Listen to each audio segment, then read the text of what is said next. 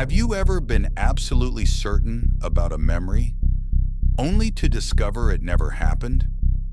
Maybe you remember the Monopoly man wearing a monocle, or perhaps you remember seeing the word Looney Tunes instead of Looney Tunes. What makes these memories strange isn't that one person remembers them. It's that millions of people remember them, and they all remember them the same way. This phenomenon has a name, the Mandela Effect, and it raises a disturbing question.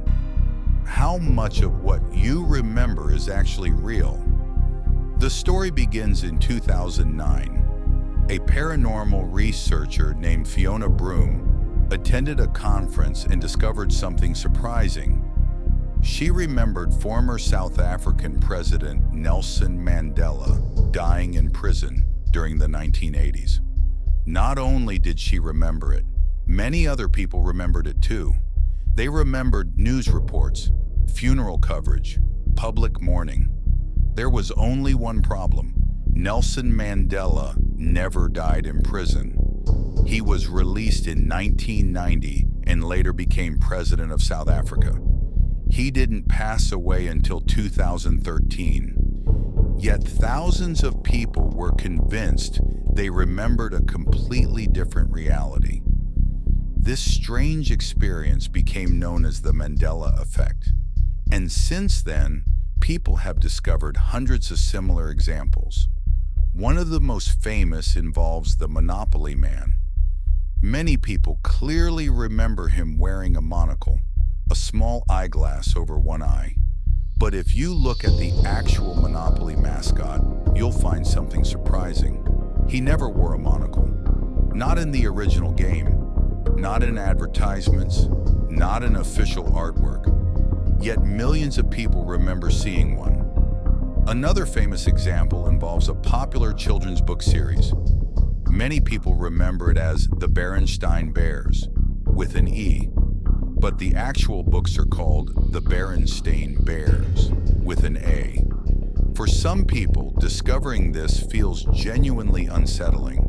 It's as if reality itself has changed.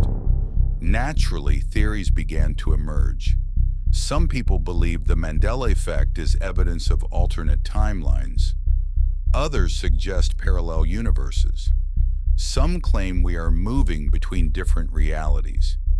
While these ideas are fascinating, scientists offer a different explanation.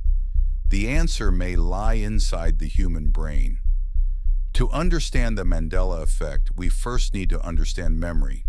Most people imagine memory as a recording, like a video stored inside the mind.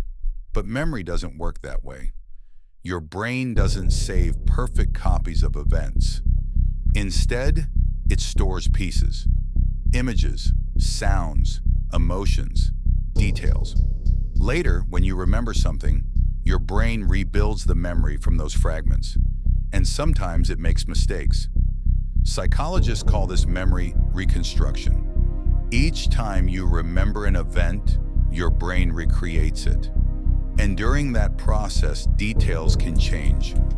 Over time, those changes can become permanent. What's even more surprising is that memories can be influenced by other people. Social media, friends, advertisements, movies, conversations. The more often we hear something, the more familiar it becomes. And familiarity can sometimes feel like truth. When enough people share the same mistake, a false memory can spread through an entire culture, creating the illusion that everyone remembers the same alternate reality. But perhaps the most unsettling part of the Mandela Effect isn't the false memories themselves. It's what they reveal about us. We trust our memories.